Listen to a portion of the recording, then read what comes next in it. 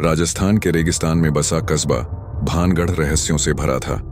वहां एक प्राचीन किला था जिसके बारे में कहा जाता था कि रात में वहां अजीब आवाजें आती हैं। कोई उस किले के भीतर रात गुजार नहीं पाता। लोग मानते थे कि यह किला अभिशप्त है और यहां एक ऐसी ताकत रहती है जो इंसान की रूह खरीद लेती है। कस्बे में राघव नाम का युवक रहता था। उसकी हालत बहुत खराब थी।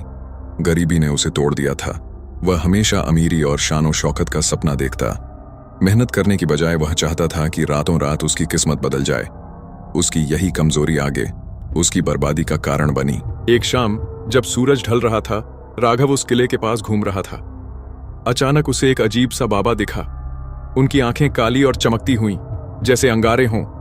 उन्होंने रहस्यमयी मुस्कान के साथ कहा, राघव, तेरी चाहत मुझे पता है।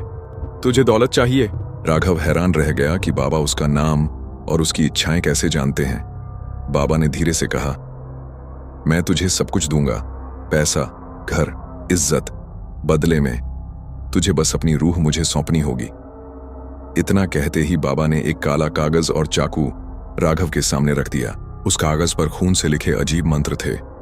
बाबा ने कहा, अगर तू इस पर खून से दस्तखत कर देगा तो तेरी किस्मत बदल जाएगी, लेकिन याद रख, यह सौदा कभी वापस नहीं होगा।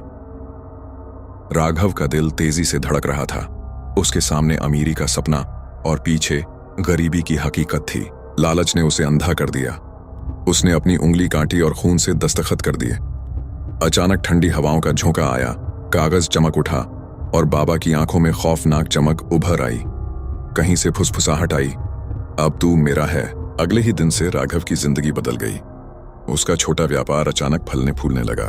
लोग उसे सम्मान देने लगे। कुछ ही महीनों में उसके पास गाड़ियां, नौकर और महल जैसे घर हो गए। राघव ने सोचा, मैंने सही किया, अब मैं राजा हूं। लेकिन अमीरी के साथ ही उसकी रातें डरावनी होने लगीं। हर रात उसे सपना आता कि वही बाबा उसके कमरे में खड़े हैं और हंसते हुए कह रहे हैं, तेरी रूह मेरी है और मैं तुझे धीरे धीरे खत्म करूंगा। वह चीख कर उठ जाता और कमरे में साए नाचते हुए दिखाई देते। दिन ब दिन उसका शरीर बदलने लगा। चेहरा पीला पड़ गया, आंखें ढस गईं, चलने में कमजोरी महसूस होने लगी। डॉक्टर भी उसकी बीमारी समझ नहीं पाए। गांव के एक बुजुर्ग पंडित ने जब उसकी हालत देखी तो बोले, यह बीमारी नहीं है, तूने रूह का सौदा किया है। जब इंसान अपनी आत्मा बेच देता है तो उसका शरीर धीरे धीरे खत्म होने लगता है। राघव घबरा गया। राघव उसी किले में बाबा के पास गया और रोते हुए बोला, मुझे मेरी आत्मा लौटा दो, मैं ये अमीरी नहीं चाहता। बाबा जोर से हंसे और बोले, मूर्ख, रूह का सौदा कभी वापस नहीं होता। तुझे जो चाहिए था तुझे मिल गया, अब बारी मेरी है। राघव के महल में अजीब घटनाएं होने लगीं। रात को दरवाजे अपने आप खुलते, आईने में उसका चेहरा विकृत नजर आता, दीवारों पर साए चलते। उसके नौकर डर कर भाग गए। महल वीरान हो गया। फिर वह रात आई, अमावस्या की। आसमान पर काले बादल छाए थे।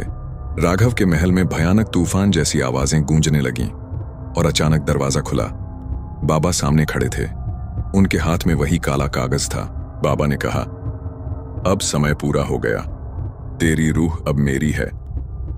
राघव ने चीखते हुए भागने की कोशिश की, लेकिन दरवाजे बंद हो गए। अचानक उसके सीने पर तेज दबाव पड़ा और वह जमीन पर गिर पड़ा। उसकी चीख पूरे महल में गूंजती रही जब तक सब कुछ शांत न हो गया। सुबह गांव वाले वहां पहुंचे। महल खाली था, राघव गायब था। बस जमीन पर वही कागज पड़ा था जिस पर खून से लिखा था, रूह का सौदा कभी वापस नहीं होता। लोग कहते हैं कि आज भी उस महल से राघव की चीखें सुनाई देती हैं और जो भी इंसान लालच में वहां जाता है वह भी अपनी आत्मा खो बैठता है।